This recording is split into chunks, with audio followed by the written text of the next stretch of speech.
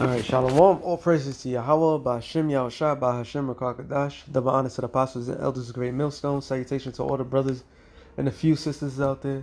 On to the Israelite foreigners from the seed of Abraham, Isaac, and Jacob. Shalom in the Hebrew, which means peace. It's a quick show through the spirit of Yahweh, Ba'Hashem Yahushua, based upon the article I seen that brother posted up. So I'm going to just read the scripture and I'm going to read some of the article. Sirach 26 and 28. There be two things that grieve my heart, and the third maketh me angry. A man of war that suffer poverty. And that's what we're going to stick upon. Alright, a man of war that's suffer poverty. And when you think of veterans, you think of people that's been sent to battle to fight a war. Normally that have nothing to do with them. Alright. Especially now these days, we're not gonna, I'm not gonna sugarcoat it. All these wars, like Apostles been saying, is all bankers' wars. These are private wars that have nothing to do with freedom. That has nothing to do with oppression, relieving somebody from oppression or anything like that, or bringing food to the poor people. No, it's none of that. It's private-owned companies that's taking resources from other countries, from the people of those countries, and leaving those people without anything.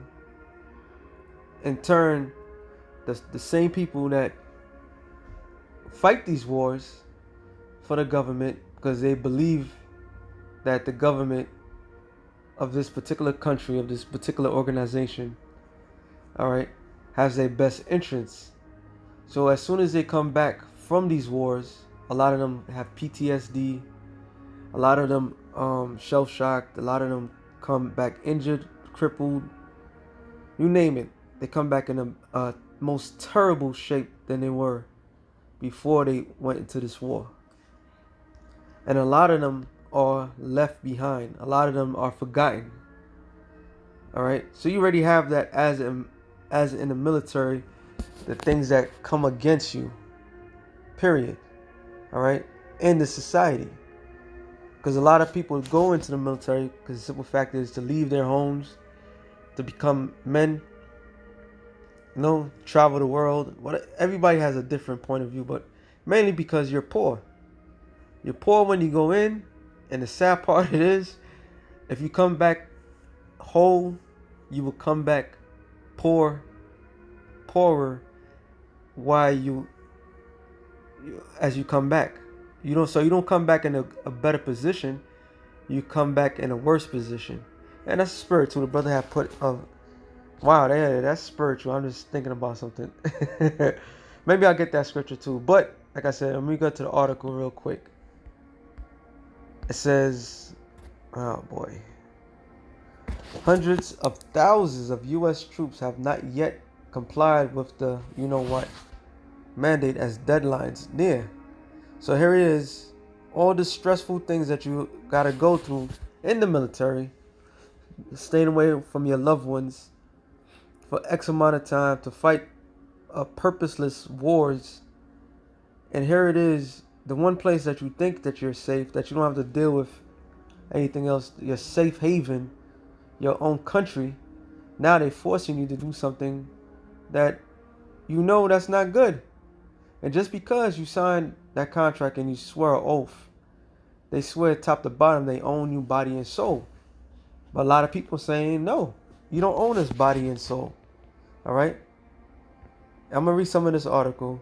It says hundreds of thousands of U.S. servants, members remain unvenested or have partially venested against the Crown Royale as the Pentagon first compliance deadlines near, with a lump-sided rates across individual service, a spike in death among military reservists, illustrating how political division over the shots have spended into non-partisan force with unobligation orders. So they force them to do something that they know deep down is not right. It says overall the military, rate has climbed since August, when the Defense Department leaders acting on directive from President Joe Biden informed the nation 2.1 million troops that immunization would become mandatory. Oh, another reason why they did that to them, because, like I said, they swear top and bottom that they own you. All right, in the military, you take orders. All your personal um objectives is thrown out the window. You are become soldiers. What is this? Kissinger said. What did Kissinger quote? Kissinger. It was Kissinger, right? He said, "Military men are not they stupid or something like that." Matter of fact, let me see if I can find it. I don't want to make this long, but this is an interesting topic for me because it's, I wasn't in the military my damn self. So, let's see, Henry Kissinger.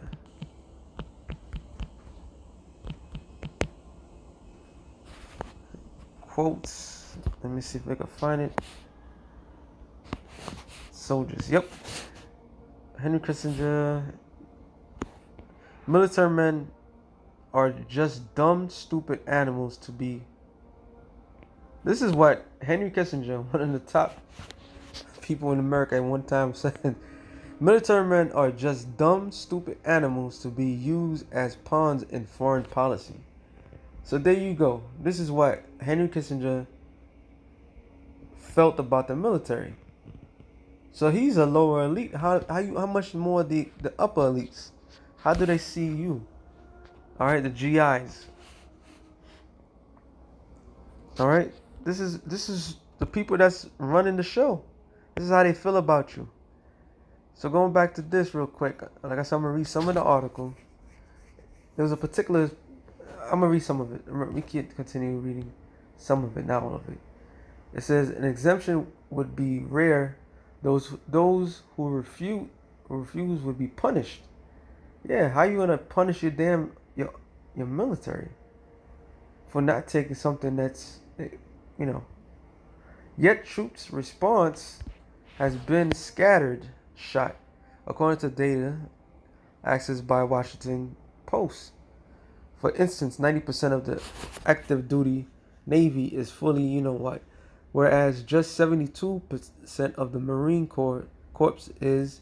The data show. Wow, that's crazy.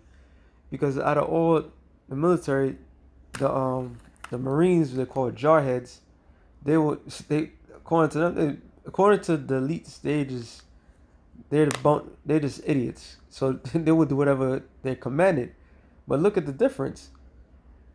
And the Navy is not that even that bad. They fucking far worse.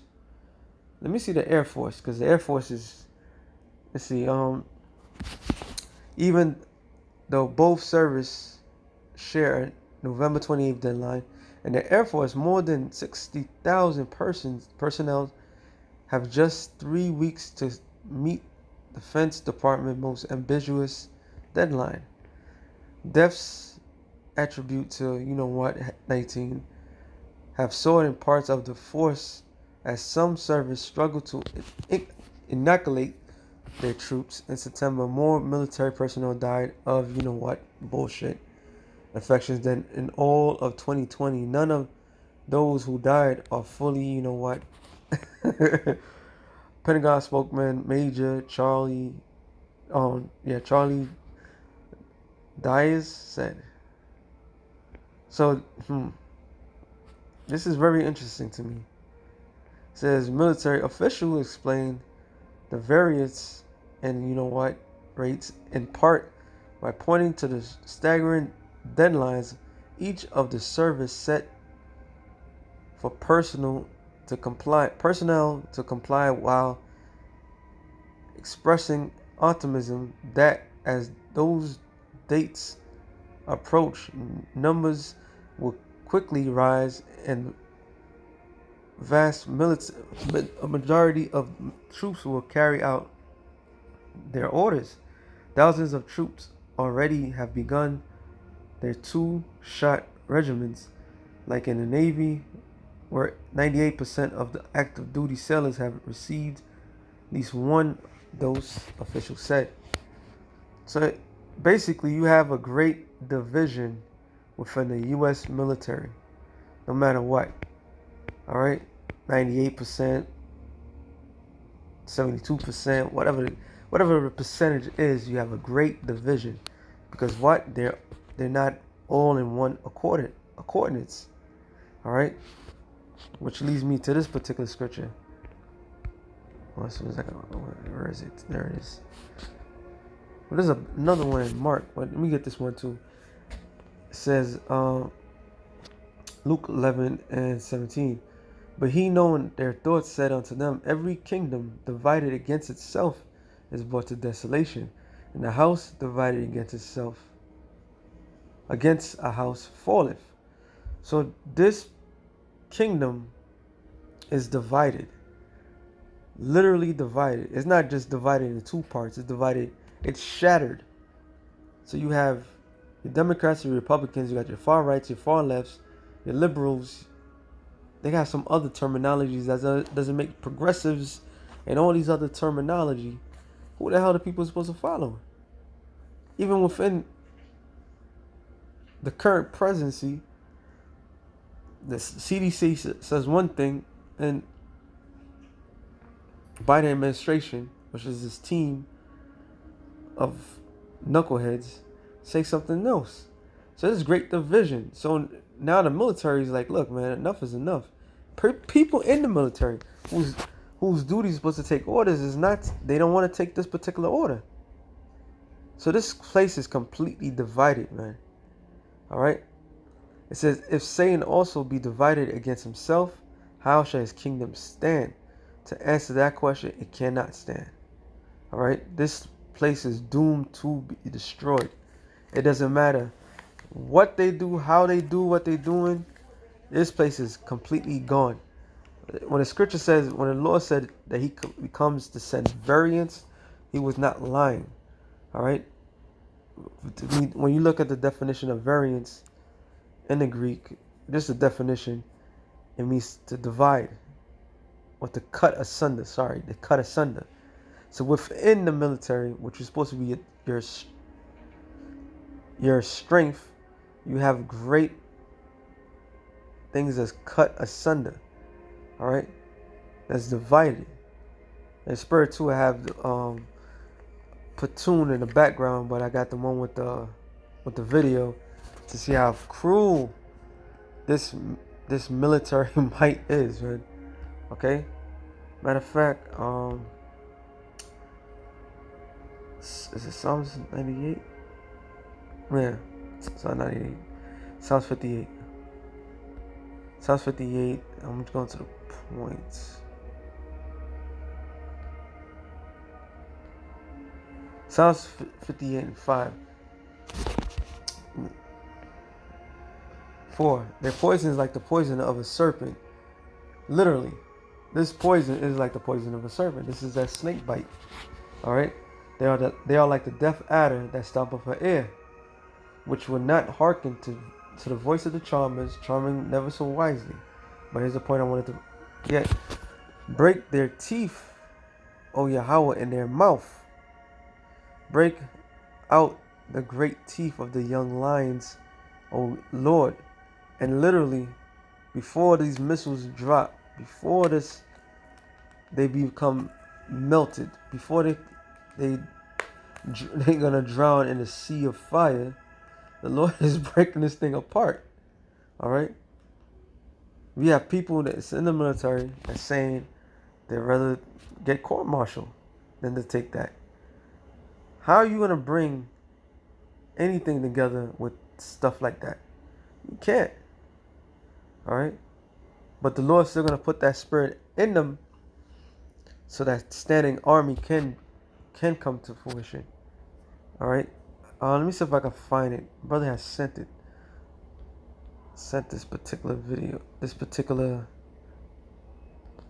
not it. I know it's in Numbers.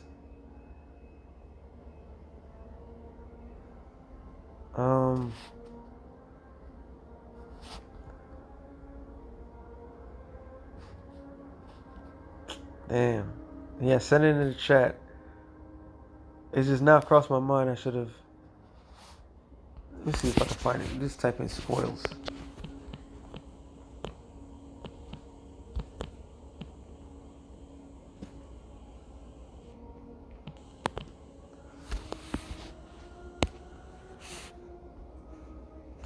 Because in the military, you have all these high-ranking officers and these low-ranking officers, and even according to the Most High Himself, a man that goes to war is supposed to get back spoils. All right, they're supposed to get back spoils. That's the payment. But it's so, whatchamacallit, it's so not given out correctly. And I knew it. Let's see, it did say spoils, right?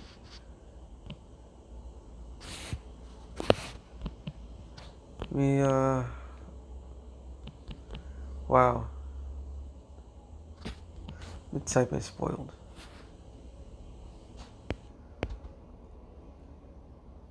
I'm definitely have to look at this particular video, this particular thing. But basically, it was in Numbers. Let me see if I can still find it. I still got a little bit of time. Alright, I found it. Numbers 31, I'll start at 1, but I'm going to jump down. It says, "The Lord spake unto Moses, saying, Avenge the children of Israel of the Midianites. Afterward shalt thou be gathered unto the people.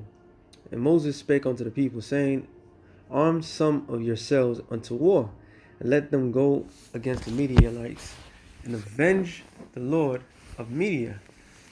The tribe, on every tribe 1,000 there throughout all the tribes of Israel shall send to war." So they were delivered out of the thousands of Israel, 1,000 of every tribe, 12,000 armed for war. So you get the picture, right? I'm gonna jump down.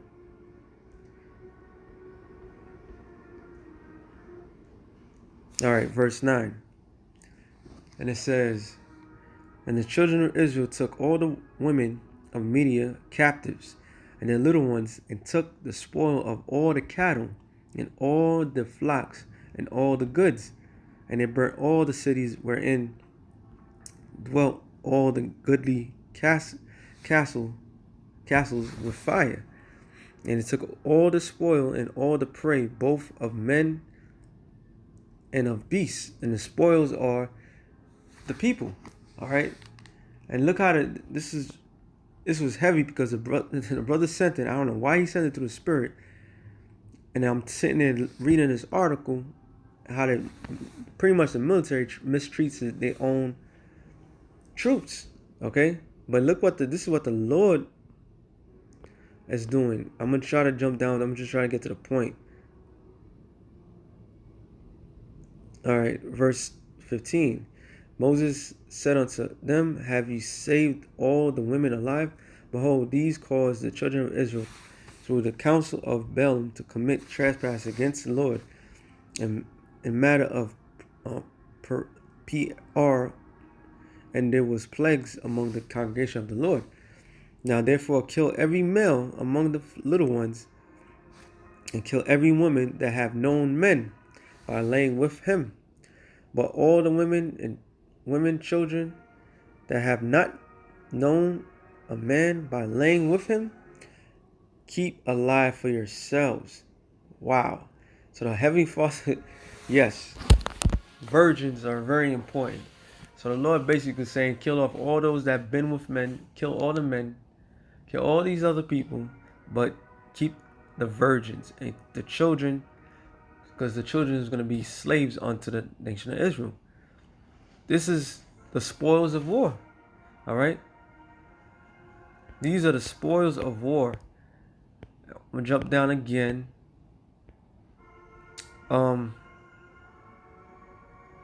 There it is, verse 25. "And the Lord spake unto Moses, saying, Take the sum of the prey that was taken both of men and of beasts, thou and Eleazar the priest and chief fathers of the congregation, and divide the prey into 2 parts between them that took the war upon them who went out to the battle, and between all the congregation. And Levi attribute unto the Lord of the men of war, which went out to battle, 1 soul of every 100, both of persons and of the beavers, of the asses, and of the sheep. Take it of the half, and give it unto Eleazar the priest, and for the halves offering of the Lord. So you have everybody is going to receive something. I bring this up because when they go to war, the U.S. goes to war, rightfully so.